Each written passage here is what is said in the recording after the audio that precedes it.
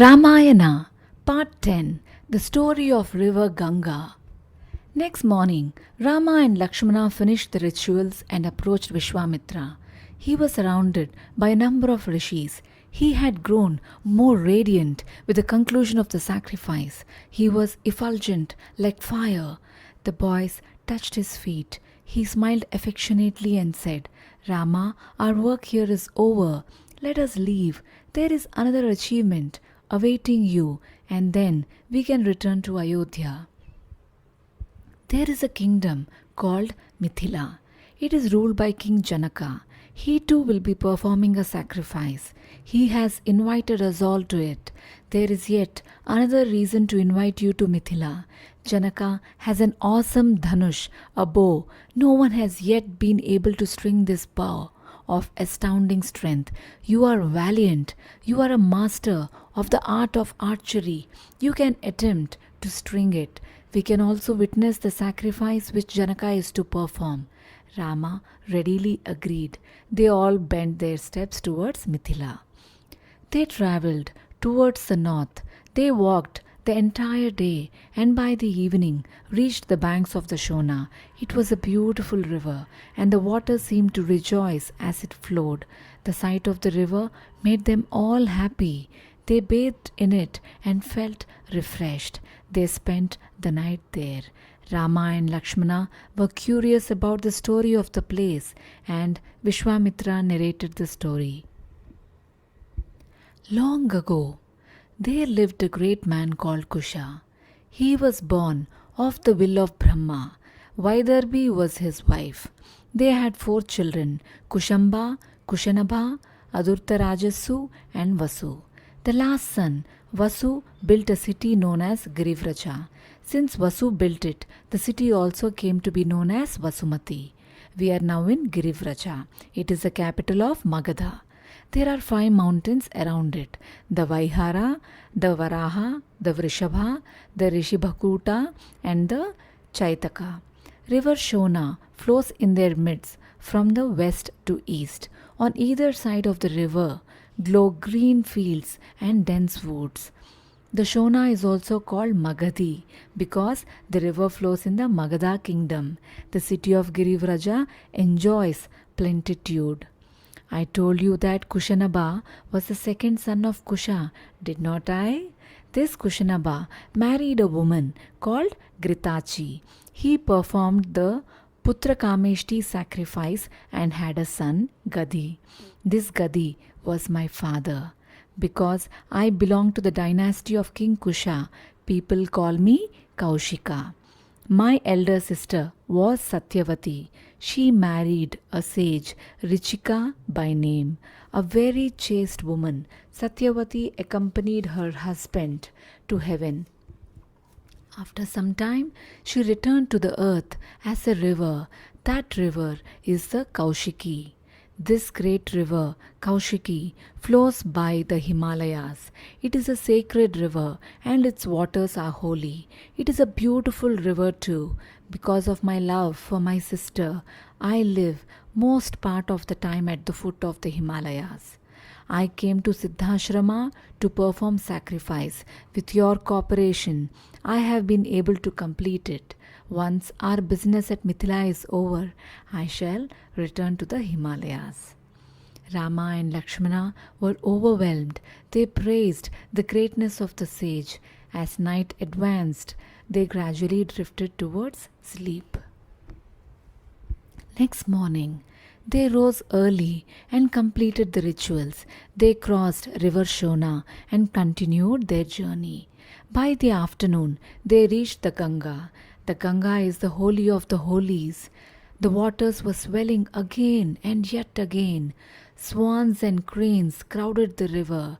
The sight of the clear waters swirling along delighted Rama and Lakshmana. They camped on the banks of the river. Rama and Lakshmana were curious about the Ganga. It seemed to them that the history of this river, full and racing along, could not but be extraordinary. So they prayed to Vishwamitra. Great sage, tell us the story of this river. And Vishwamitra began. Himavanta is the king of mountains. His wife was Manorama, the daughter of Mount Meru. Himavanta had two daughters. The first was Ganga, the second Parvati. Ganga could travel anywhere as she pleased. The gods who learnt this begged Himavanta to dedicate Ganga to the service of gods. Himavanta agreed and dedicated his first daughter to the welfare of the world. Ganga became a river and flowed in all the three worlds. She came to be called Devanadi, the river celestial. She is the holiest of holy rivers. The second daughter of Himavanta, Parvati, performed tapas to please Lord Shiva. She succeeded and married him. Their son was Kumara. I have already told you the story of Kumara, who became the commander of heaven's forces. Rama and Lakshmana were surprised when they heard the history of the Ganga. They appealed, "Great sage, if the Ganga is the river celestial, how did it come to the earth? Why is it regarded as the holiest of rivers? The longer we look at it, the greater the reverence we feel. Pray, tell us the story of this river in detail." Vishwamitra continued his narration. Long ago, Sagara of your Ikshwaku dynasty was the ruler in Ayodhya. He was a righteous ruler. He had two wives, Keshini and Sumati. For a long time he had no children. By the grace of gods, he had a son by Keshini, whom he named Asamanja. A few days later, Sumati delivered a huge mass of flesh. It fell to the ground and broke into a number of pieces. There was life in these bits, so they were all collected and kept in jars of ghee. In course of time, they all developed into lovely infants. Sagara once decided to perform a sacrifice. Aryavarta, the vast region between the Vindhyas and the Himalayas, was the site of the ritual. As was the custom, the sacrificial horse was let free to roam. It was a great sacrifice that Sagara had contemplated. Had he succeeded in performing it, he would have far surpassed the gods in strength. The gods panicked and hid his Yagnashva, the sacrificial horse, in the lower world. Sagara could not, therefore, undertake the sacrifice. Sagara was very much troubled. He called his sons and said, "My sons, someone has abducted our sacrificial horse, and so the sacrifice will be prevented.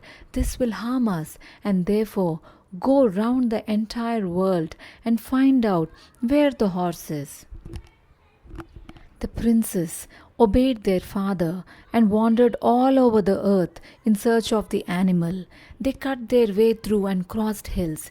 They dug the earth with sharp implements. Thousands of yojanas long and several yojanas deep they dug. Water swelled from the earth and the sea was formed. Since Sagara's sons created the sea, it came to be known as Sagara. Search as they might, the princes did not find the horse. They finally decided to descend to lower world and look for the horse there. They dug and reached Patalaloka, the lower world. There was a hermitage in the lower world, and a hermit, Kapila, was engaged in tapas there. Near him, the princes saw the sacrificial horse grazing. The princes were in raptures when they beheld the horse. They were thrilled that they had finally located the animal. They inferred that sage Kapila had stolen it. They thundered, "You have stolen our sacrificial horse, have you? We will teach you a lesson," and were about to assault him. Sage Kapila roared angrily at once, and they were all burnt to ashes. King Sagara was troubled because many days passed, but yet his sons did not return. His eldest son, Asamanja, had a son, Amshumanta by name. Sagara called him and said, Amshumanta, it is years since your uncles went in search of the sacrificial horse, and they have not come back. I am troubled and apprehensive. Go and bring them as well as the horse. Amshumanta set out obediently and wandered far all over the world in search of his uncles and the sacrificial horse. Finally, he came to the Patala Loka. There he saw the sacrificial horse, but he did not see his uncles. There was a huge heap of ashes nearby. He was surprised. Garuda, the king of birds and the brother of Sagara's wife Sumati, who came there at that time, narrated to him what had happened. Amshumanta was deeply grieved over the disaster which had befallen his uncles. Garuda comforted him and said, Amshumanta, bring Ganga from heaven to flow over the ashes so that your uncles may have salvation. Amshumanta returned to the capital with the horse and reported to his grandfather what had happened. Sagara, too, was in anguish over the terrible plight of his sons, but he took courage and completed the sacrifice he had planned. Although he had completed the sacrifice, Sagara was distressed that his sons had come to a bad end. He did all that he could to bring the celestial Ganga to the Patala Loka, as in a short while he died. Amshumanta succeeded Sagara. He too was a righteous king, but his desire to bring the Ganga down to the Patala Loka and secure their salvation was not fulfilled. His son was Dilipa, also a conscientious ruler, but he too could not secure the salvation of Sagara's sons. Dilipa's son was Bhagiratha. Bhagiratha resolved that somehow or the other he would take the Ganga down to the Patala Loka. He decided he would attend to nothing else until his great grandfathers were blessed with salvation. He left his kingdom in the charge of his ministers and went to the holy Gokarna. There he undertook a severe tapas. Lord Brahma was pleased with his devotion and appeared before him. The Lord said, Bhagiratha, I am pleased with your tapas. I am willing to send the Ganga to the Patala Loka as you desire. First of all, she has to descend to the earth, and then she has to go down to the Patala Loka. But as soon as the Ganga descends on the earth from heaven, because of the terrible impact, the earth itself will be washed away, and so someone should receive her and check the impact of the descent. Only Shiva is equal to the task. Win him over. Bhagiratha now began a severe tapas, denying himself food and water. The world revered Shiva was pleased. He appeared before Bhagiratha and asked him what he desired. Bhagiratha told him his yearning. Shiva assured him that he would receive the Ganga as the river leapt from heaven. Bhagiratha now approached Goddess Ganga. He begged her to come down to the earth and from thence to the Patala Loka and confer salvation on his great-grandfathers. Ganga agreed and prepared to leap to the earth. Shiva stood on Mount Himalaya to prevent the leaping waters from washing away the earth. Gods thronged the skies to witness this unparalleled event. This filled Ganga with vanity. From the beginning she was conceited, but now her conceit heightened. Oh, can Shiva withstand the onrush of these waters? I shall sweep him off his feet, she said to herself. Lord Shiva understood her vanity. He decided to tame her. He spread his matted hair wide. Ganga leapt on the holy head of Shiva in a mighty torrent, but she got entangled in his matted locks, wide like the caves deep in the Himalayas. Try as she might, she could not even move a little. She was humbled. Because Shiva held Ganga in his hair, he came to be known as Gangadhara. Bhagiratha was again dismayed. Once again he prayed to Lord Shiva. Shiva was pleased and allowed Ganga to descend to the earth. The Ganga flowed in 7 branches, 3 of them, the Hladini, the Pavani, and the Nalini, flowed towards the east.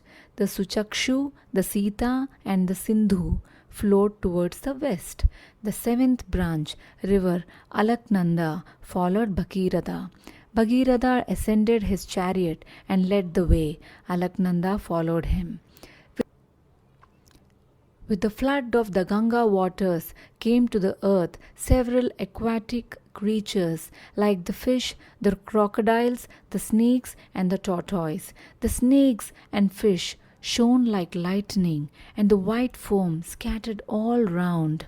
The flowing Ganga was a captive sight and was refreshing. The water flowed rapidly sometimes, and at other times at a leisurely pace. Sometimes the river descended as in a waterfall. It shone as it mingled with the sun's rays. Fish, swans, and cranes played in the waters with delight. All bathed in the Ganga and earned merit. As Bhagiratha and the Ganga proceeded, they reached an ashram. A rishi by name Jahnu was engaged in a sacrifice there. The rapid waters of the Ganga overwhelmed the ashram. The sage was angry and drank the entire river in one swallow. Bhagiratha was once again dismayed. He was grieved that so many obstructions cropped up in his way. He narrated his story to sage Jahnu. He explained his object and how he toiled to fulfill his promise. He underlined the fact that if the sage refused to let Ganga go to the Patala Loka, his ancestors would never attain salvation. He begged the sage to release Ganga. Sage Jahnu acceded and let the river flow out through his ears. Since Ganga had entered Jahnu's stomach and came out, she now became like his daughter, so she came to be called Jahnavi. The Ganga once again followed Bhagiratha. She descended from the earth to the Patala Loka and flowed over the ashes of the sons of Sagara. So they were liberated from their sins and attained salvation. Thus, the Ganga had come down from the heaven to the earth and to the Patala Loka, all because of the endeavors of Bhagiratha. Lord Brahma now appeared before Bhagiratha. He congratulated him on achieving his goal and determination. He blessed him, saying, Bhagiratha, because you toiled, the Ganga flows in heaven, on earth, and in the Patala Loka. Since thus she follows 3 pathas or paths, which she will be known as Tripathagamini. She came down to earth for your sake, and so she is virtually your daughter. So let the world call her Bhagirathi. The Ganga is a very holy river.